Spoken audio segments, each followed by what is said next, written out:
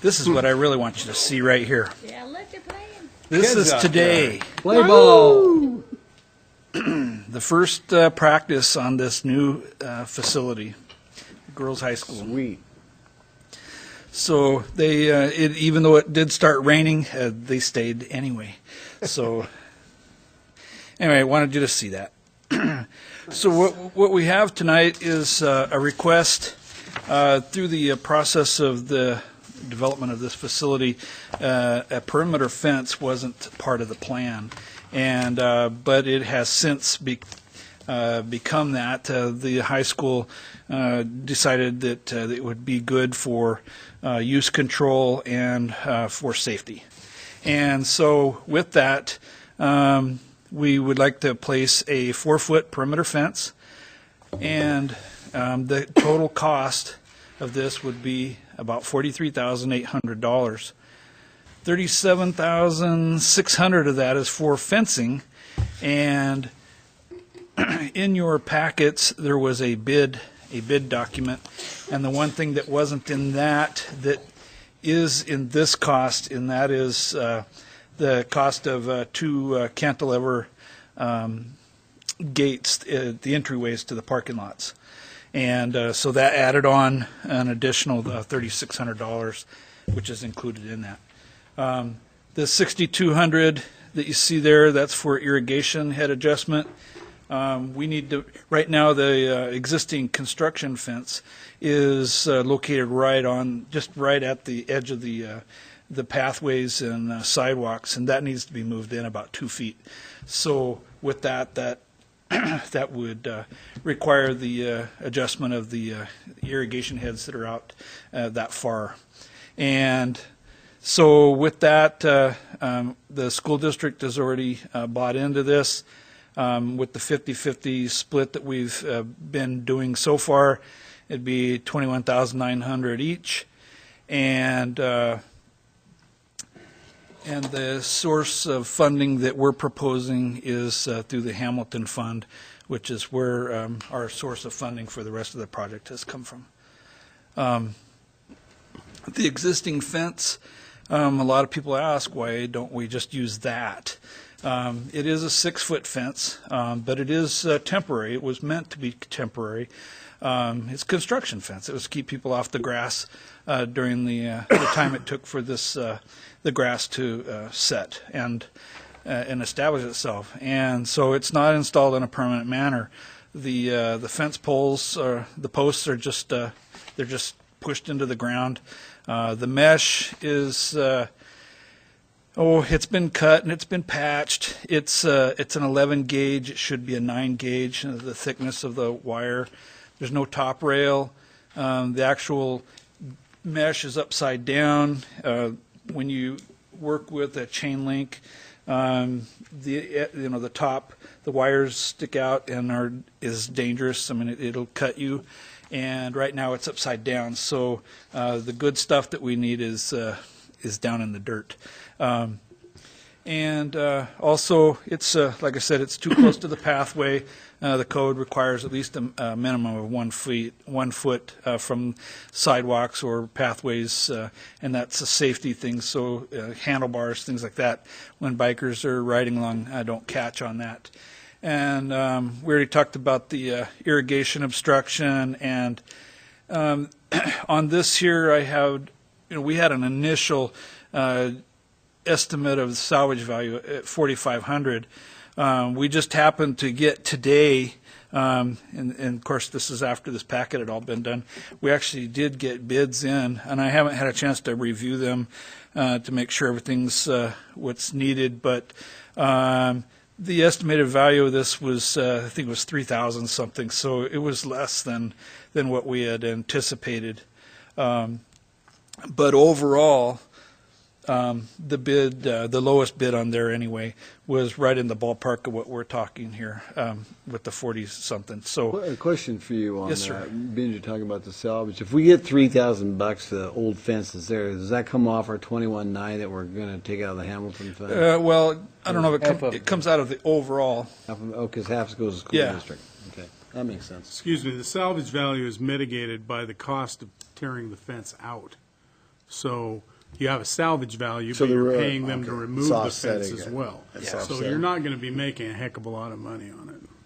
So the 21,009 does not have that construction phase, and Yeah, I think probably it's just going to equal out. Removing it is going to be about what the salvage is. So I would say your 21.9 is still a valid number.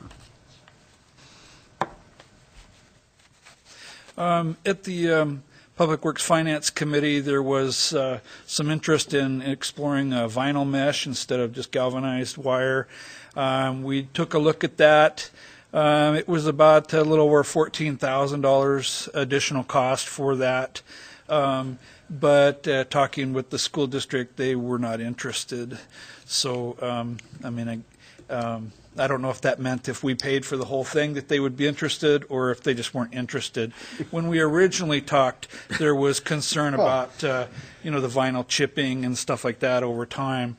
What I found was that the vinyl actually, the stuff they use nowadays doesn't really chip. It just wears. So it's a gradual wear. I was actually pretty impressed by it.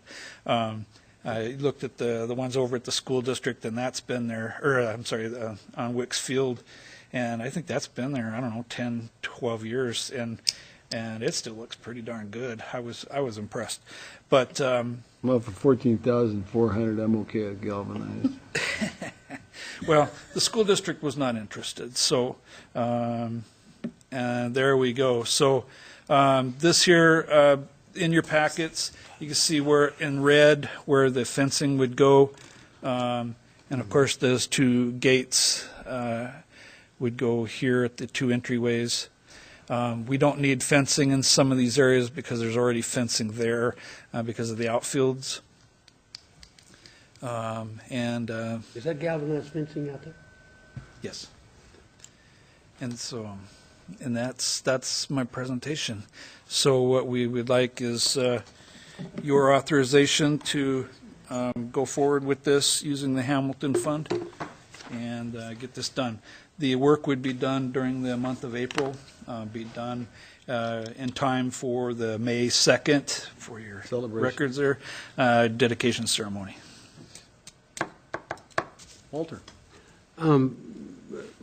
Realize the request for the fence is coming from the school district. I wanted to see this thing fenced back in the get-go. I wanted to keep the construction fence up. It was not an idea I could sell to anybody. They all said, we don't need a fence, take it, don't put, take it all out of there. It's temporary.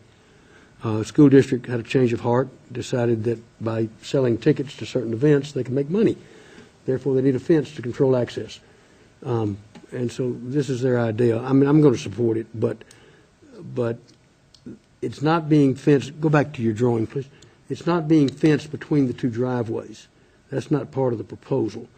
And so anybody can walk into the driveway parking lot area and then go into the fields without any real control. I consider that to be the school district's problem. If we fund 50% of the proposed drawing, which I think will have some value in controlling dogs on this property. My understanding is that this property will be no dogs allowed, leash or otherwise, and with a path around two sides of it and a sidewalk, three sides of it, and a sidewalk around one side of it. There are a lot of dog walking going on. That's perfectly fine, but the idea of letting Fido loose to run out through the grass and play is a little overwhelming. So I'm kind of okay with fencing for that reason. So with that, I see Catherine, just a minute, let me finish. Catherine wants to speak, but so I won't make a motion, give her an opportunity. But may I finish, please? If you can remember my thought, I will do that. I do think that whoever makes the motion for this should not make it for the 21,900. I think that's too tight when we don't even have bids yet. You probably should make it a not to exceed 25,000. Your turn. I just wanted to clarify, like you did at the committee meeting, that one of the reasons had to do with the district needed to play certain games, certain types of games. Remember, you had said something about like they had, for certain types of games, they had to get certain teams down here. You said that they talked to the district and they had to have it fenced because, do you remember? I don't think I said that, but. I did. You did? There it was. District tournaments. Yes. So it In had, order to have district tournaments, they have to somehow control the gate, is what the superintendent told us. that's what it was. So it wasn't just about dogs. No, it wasn't about dogs. It was the district wants to be able to collect dollars on gate sales. And that's okay. I mean, that's their, their use. They can do that. We don't have any gate sale Correct. events. All right, Correct. I acquiesce to you now. I think you should make the motion, Walter. Now I've got to get back to the place. Okay, Mr. Mayor, I'd make a motion that we, see if I can find it again. Authorize the city. They authorize the city to participate in the 50/50 funding for the construction of MSD Community Playfields perimeter fence as described in the presentation at a cost not to exceed $25,000 using the Hamilton Fund as the funding source. Second? Okay, we got a motion by Walter and a second by Catherine to authorize the city to participate in the 50/50 funding for construction of MSD Community Playfields perimeter fence at the city cost of not to exceed $25,000 using the Hamilton Fund as a funding source. Sound good? Start with John. Aye. Aye. Aye.